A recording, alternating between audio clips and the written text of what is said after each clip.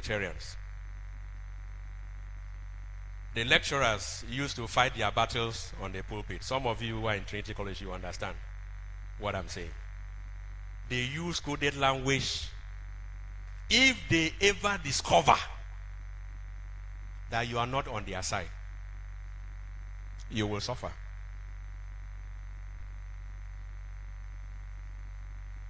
If they ever discover, morning devotion you will hear, because Anglican will preach in the morning, you will hear. In the evening, Presbyterian will reply in the parish. Because if you can manage the pressure here, then you can manage it outside. Are we together? So, I told them, I said, you are not going to find this training anywhere. Assuming at the first side of, attack, your members run and leave your church, what will happen? Like you want to run and leave seminary. And even if you leave and go to Arochukwu, go to Itu, they have their own problem. Is somebody hearing me? I will never forget the joint fellowship. Arochukwu people wanted to enter bus and run. I laugh at it. So when we settled down and asked what happened, they say it's African traditional religion. Practical. So I was now telling the people who wanted to run. So you think that ATR is just reading inside book. So the day you arrive in a station and the people come out with masquerade to receive you, it means you will run away.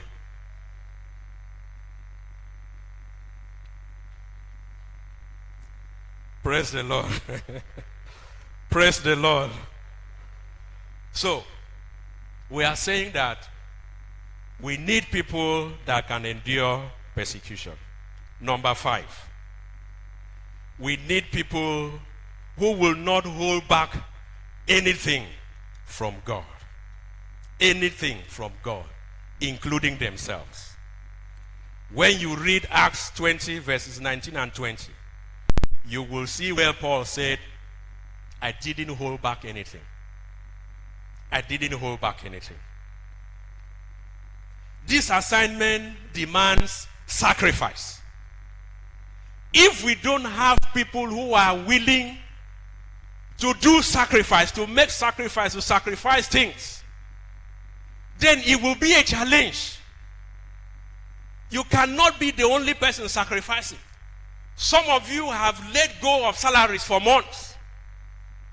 What if we also have members who are willing to run with us, sacrificing? Then it will help this project. We need people who have come to a point where even if it comes to themselves, they will freely release themselves for this project. This project is not for selfish people. It is for people who are willing to make sacrifices. And of course, you know that we have too many selfish people.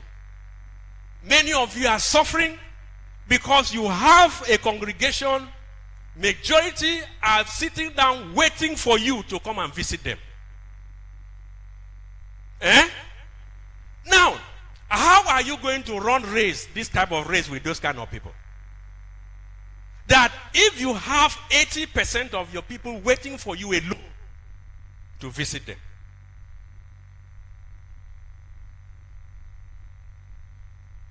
That is why when I went to 4 towns, I told them from day one, this one I'm telling you, don't copy because grace differs. Find your own grace. But I told them, I said, one of my weaknesses, because I went for an interview, they asked me, what is your strength? What is your weakness? And everywhere I go, I state my weakness, I state my strength. I'm not ashamed of my weakness. So I told them that one of my weaknesses is visitation. And I raised hand, I said, please forgive me, I hate. If I don't visit you, don't be angry with me. It's a major weakness, but I will try. But I said, don't copy me. I have grace that is different from your own. So one day, something happened. I went to visit a member. After 1 year, I was in the parish. So they were so excited. And I started telling them, I said, I'm sorry. He said, no, Reverend, you had told us from the first day that is your weakness. So we have understood. That is why nobody is waiting for you to come. And he helped me.